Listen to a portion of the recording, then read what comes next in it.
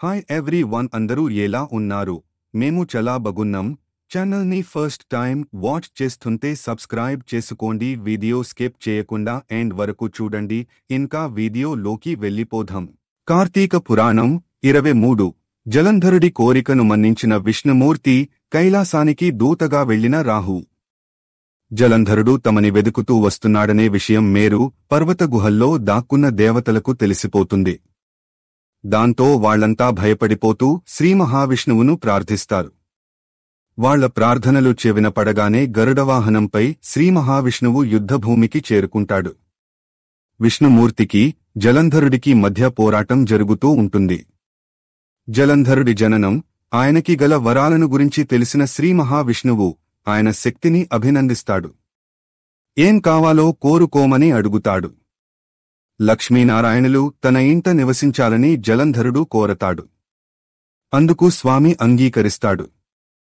జలంధరుడి ఇంట లక్ష్మీనారాయణులు ఉండిపోతారు.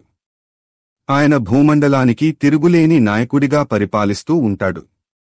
ఒక రోజున జలంధరుడి దగ్గరికి నారద మహర్షి వస్తాడు. ఆయన రాకకి గల కారణం ఏమిటని జలంధరుడు అడుగుతాడు. అందుకు నారదుడు స్పందిస్తూ, నేను కైలాసానికి వెళ్లాను. అక్కడ పార్వతీ పరమేశ్వరుల దర్శనం చేసుకున్నాను.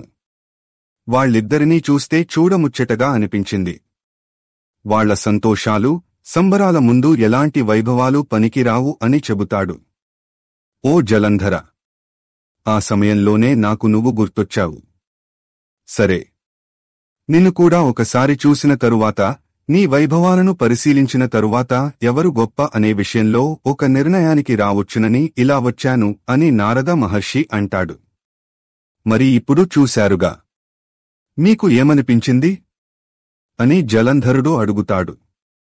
నిజం చెప్పాలంటే ఇద్దరూ సమానమైన వైభవంతోనే వెలుగొందుతున్నారు. కాని కైలాసంలోని శివుడు పార్వతీదేవి కారణంగా నీకంటే ఒక మెట్టుపైనే ఉన్నాడు.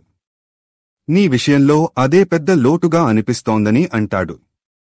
అలా అని చెప్పేసి నీ దగ్గర అందమైన స్త్రీలు లేరని కాదు నా ఉద్దేశం, పార్వతీదేవి అంతటి సౌందర్యవంతులు లేరని నా అభిప్రాయం. నీ దగ్గర ఎంతమంది కన్యారత్నాలు ఉన్నప్పటికీ వాళ్లెవరినీ పార్వతీదేవితో పోల్చే సాహసం కూడా చేయలేము.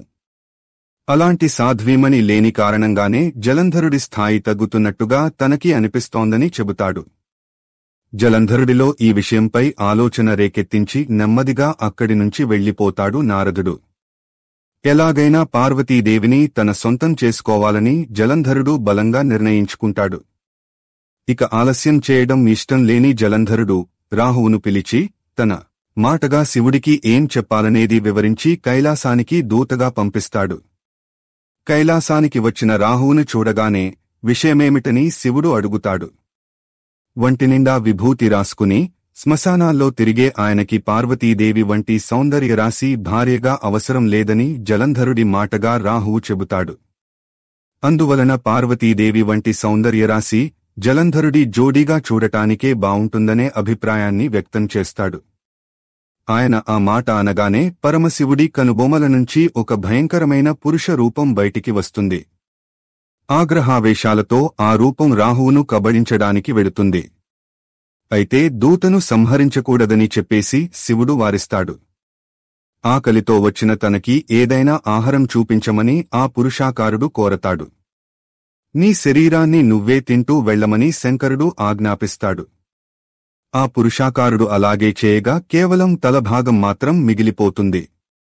ఆ తరువాత కర్తవ్యమేమిటి అన్నట్టుగా స్వామివారి వైపు చూస్తాడు. శివద్వారాన కీర్తిముఖ పేరుతో కొలువై ఉండమని శివుడు వరాన్ని ఇస్తాడు.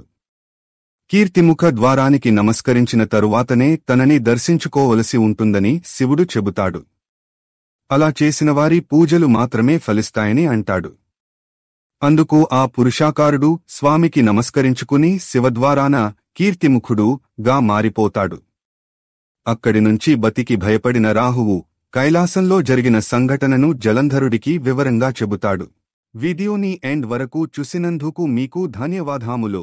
Please subscribe my channel. Thank you.